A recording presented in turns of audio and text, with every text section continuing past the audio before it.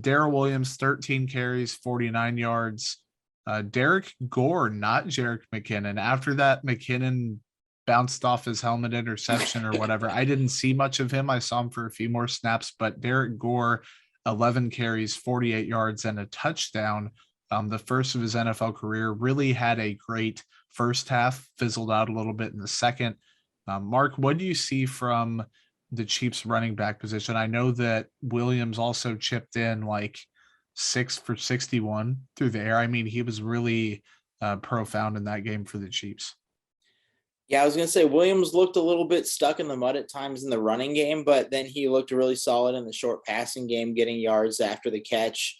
And that's what the Chiefs need out of their running backs right now with how the defenses are playing against them right now. So getting that out of Darrell, I know, not really sure when Clyde's supposed to be back, but I really want to see Clyde getting more involved. Like we've been saying it for a year and a half, that we want to see Clyde more involved in the passing game.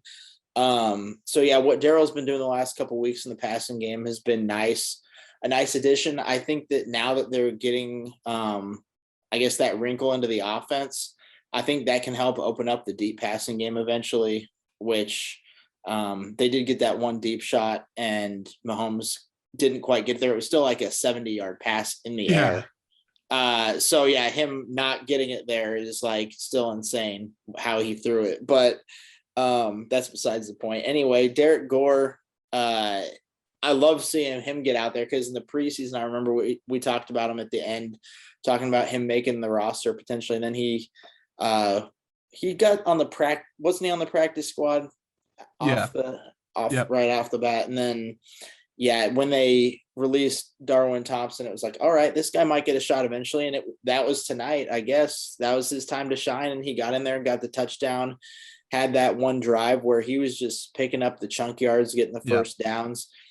And it was just good to see Gore get out there. And he looked like the better running back, I guess you could say, for yards per carry. I think he was around 4.5. But yeah, both of those guys getting in there, Darrell getting more action in the passing game, Gore getting those chunk yards on the ground. I don't even think McKinnon got a carry. Nope. So not one. We're not even having to talk about him today. Which McKinnon, I still think he could be a passing down type guy, but I mean, I don't think he's gonna be a game changer at all. But those other two guys stepped up when they needed them to today. Yep. Two quick things off the running backs.